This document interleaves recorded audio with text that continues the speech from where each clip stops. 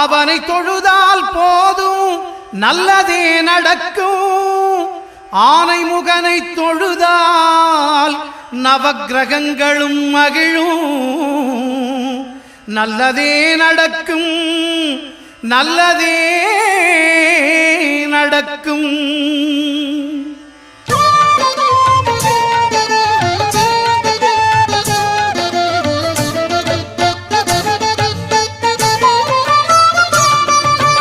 ஒன்பது கோளும் ஒன்றாய் காண